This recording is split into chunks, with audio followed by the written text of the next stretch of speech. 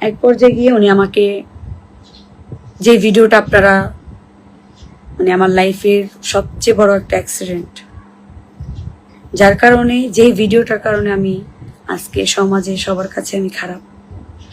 হ্যাঁ, তো সেই ভিডিওটা উনি এবং ওনার আগের ওয়াইফ মিলে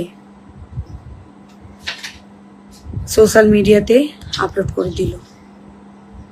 তো আমাকে তো সবাই চিনে জানে আমি গান করি, আমি বাউল শিল্পী, আমার কম বেশ একটা ফেস ভ্যালু আছে।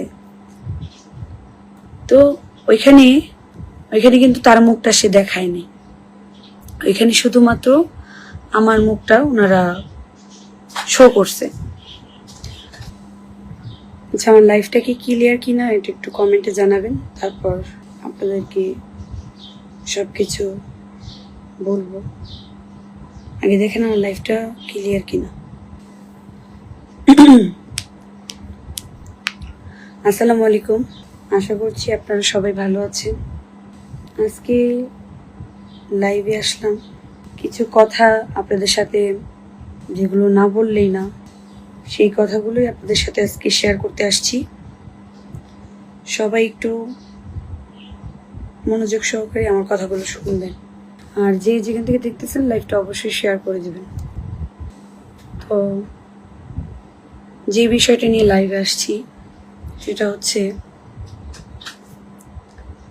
আমার যিনি হাজবেন্ড ছিলেন, এখন নাই, ছিলেন, তো তার সম্পর্কে আগে বলি যে হচ্ছে তার সাথে আমার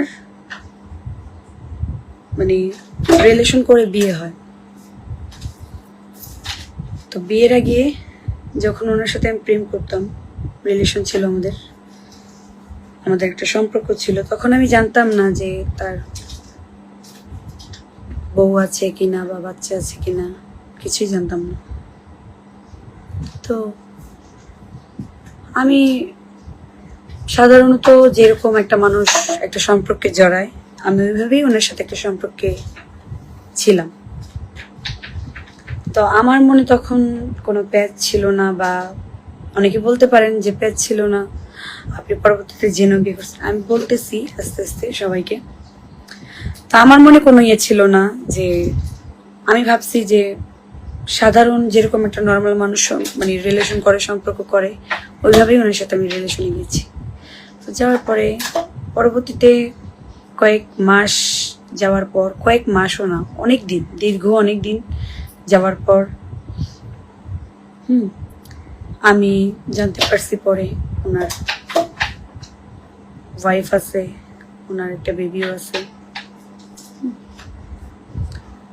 তো এর মধ্যে ওনার সাথে রিলেশন থাকাকালীন আমি ওনার সাথে ঘুরতে গেলাম কক্সবাজার। যাওয়ার পরে ওইখান থেকে আমি জানলাম, তো ওনার উচিত ছিল আমাকে ওনার ব্যাপারে সবটা জানানো, ঠিক আছে, কিন্তু উনি আমাকে জানায়নি। এক কথায় উনি আমার সাথে প্রতারণা করছে, তো আমি প্রতারণার শিকার। তো এর মধ্যে রিলেশনের মধ্যে সে আমার থেকে টাকা পয়সা অনেক কিছু ইয়ে করছে। আমি তার বার্থডেতে স্বর্ণের রিং আরো অনেক কিছু আমার থেকে নিছে উনি। দেখ, ওগুলা না বলি, ওগুলা বললে হয়তো বা ছোট লোকের পরিচয় দেওয়া হবে, যেটা ওনার মন মানসিকতা, সেটা আমার না।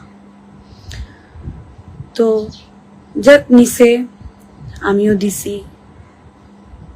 তো এক পর্যায়ে গিয়ে উনি আমাকে যে ভিডিওটা আপনারা মানে আমার লাইফের সবচেয়ে বড় একটা অ্যাক্সিডেন্ট, যার কারণে যেই ভিডিওটার কারণে আমি আজকে সমাজে সবার কাছে আমি খারাপ।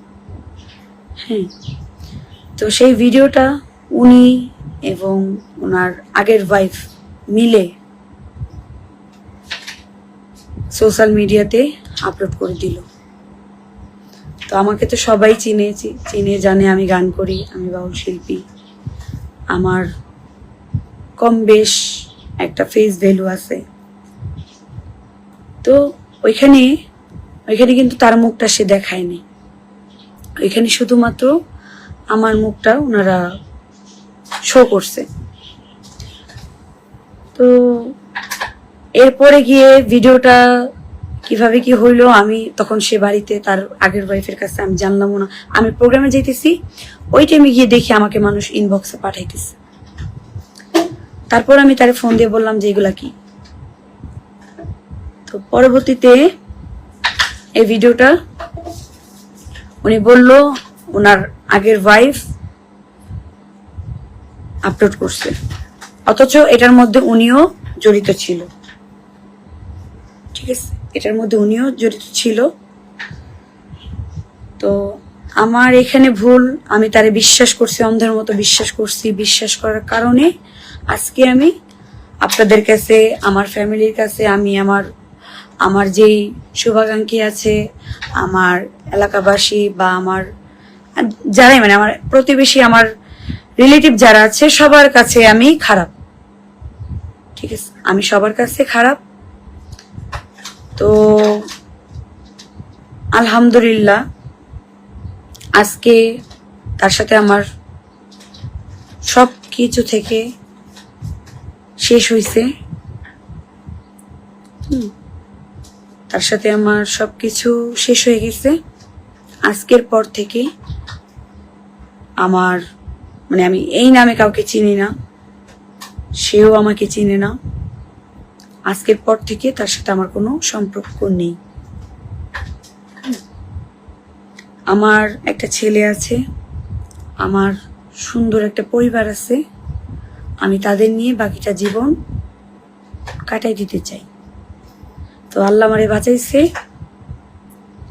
আমার লাইফে একটা অ্যাক্সিডেন্ট ঘটছে, সেটা হচ্ছে আমার জীবনের সবচেয়ে বড় একটা ভুল সিদ্ধান্ত নেওয়া, তারে আমার বিয়ে করা। আমার লাইফের সবচেয়ে বড় একটা ভুল ডিসিশন যে তারে আমি বিয়ে করছি, তার সাথে আমার রিলেশন হয়েছে। স্মৃতি কেমন আছো? তো আপনাদের এটাই আমার খোলাভাবে বলার ছিল, আমি বললাম। কারণ সবাই তো আমাকে ভালোবাসেন, ভালো না বাসলে এখন আমি এই জায়গায় থাকি না। ঠিক আছে, তো আমার যেই দর্শকবৃন্দ আছেন, আমার যেই গানের ভক্তবৃন্দ আছেন, আমাকে যারা ভালোবাসেন, সবার কাছে আমি ক্ষমা প্রার্থী যে আমার এরকম একটা অ্যাক্সিডেন্টের জন্য। এরকম কোনো ভুল আর আমার দ্বারাই আপনারা পাবেন না। নেক্সট টাইম এরকম আর কিছু আমার হবে না। যা হয়েছে এটা এটা আমি স্বীকার করি, এটা আমার ভুলের কারণে হয়েছে। তারে যদি আমি বিশ্বাস না করতাম, মানে বিশ্বাস যদি না করে, মানে আমি ওনার সাথে এই ভিডিওটা যদি আমি ইয়ে না করতাম, তাহলে হয়তো বা আজকে আমার এরকম পরিস্থিতিতে সম্মুখীন হওয়া লাগতো না। ঠিক আছে, তো এটা আমারই ভুল। তো আমার ভুল যেহেতু, অবশ্যই আমার এটা আমার ইয়ে দিতে হবে, খেসারত দিতে হবে। তো তার জন্য আমি সবার কাছে দুঃখিত, সরি। যে কি বলবো, আসলে আমার এটার ভাষা নেই বলার।